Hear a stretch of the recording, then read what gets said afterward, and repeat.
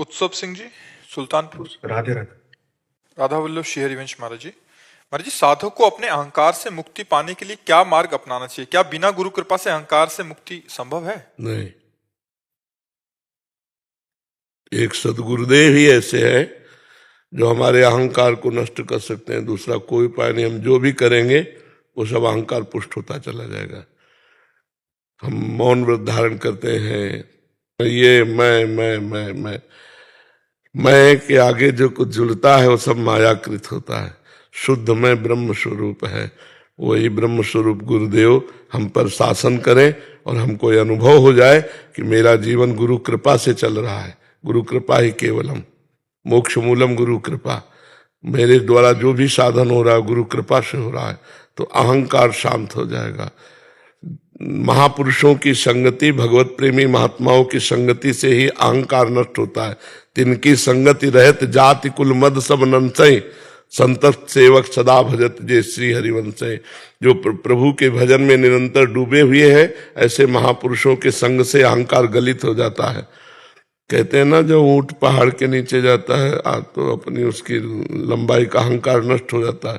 ये पहाड़ जैसे महापुरुष है, द्वंद्वों को जीत करके जो स्वरूप में स्थित है। तो हमारे छोटे मोटे साधनों का जब अहंकार होता है, इनके समीप पहुंचते हैं, वो सब चूर चूर हो जाता है। तो भगवत प्रेमी महात्मा सदगुरु का आश्रय ही अहंकार को नष्ट करता है। नहीं तो हर साधन अहंकार पुष्ट हो जाता है।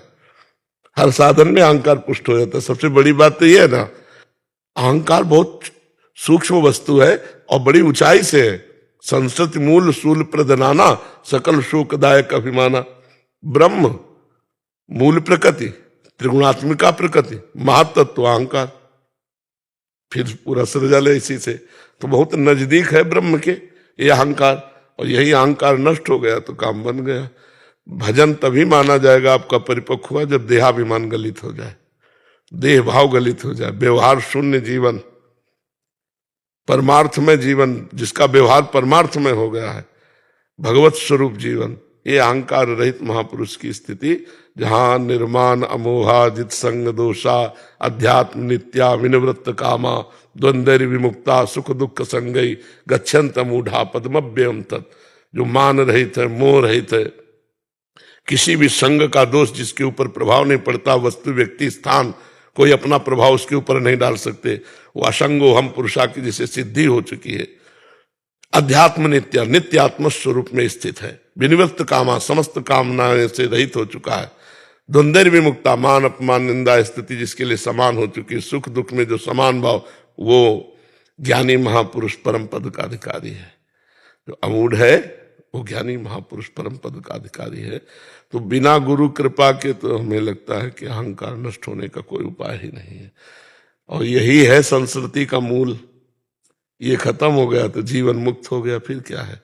जो जीवन मुक्ति है, जो विदेह स्थिति है, वो इसी बात की तो है कि अहंकार गलित हो गया है, देहाभिमान गलित हो गया, वो विदेह मुक्त है।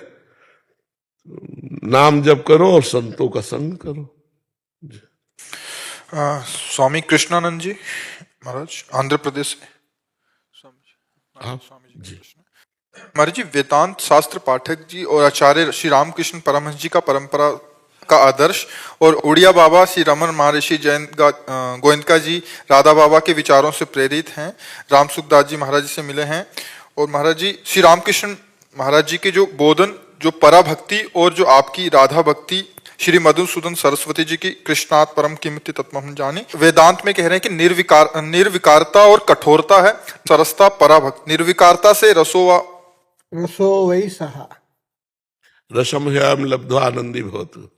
साधना में निरंतरता का बारे में संदेह पूछा पहले सेंटेंस में।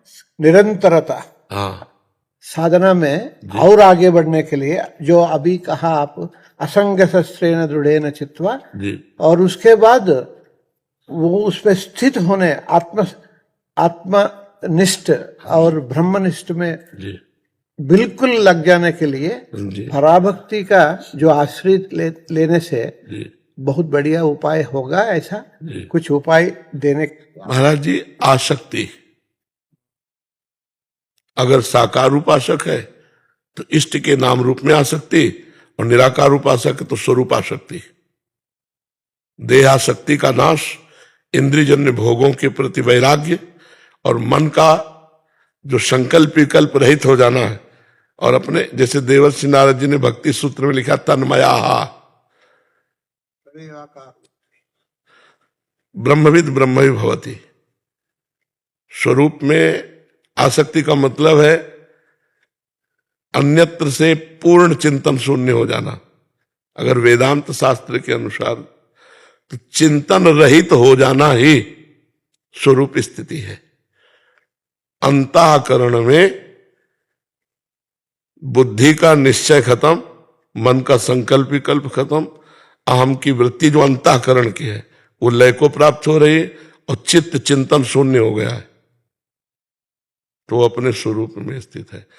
बुद्धि का निश्चय हो गया कि परमात्मा भगवान श्री कृष्ण ही सत्य है और संकल्प बन चुका है कि जीवन की एक एक श्वास उन्हीं के चिंतन में जाएगी और चित्त उन्हीं का सतत चिंतन करता है।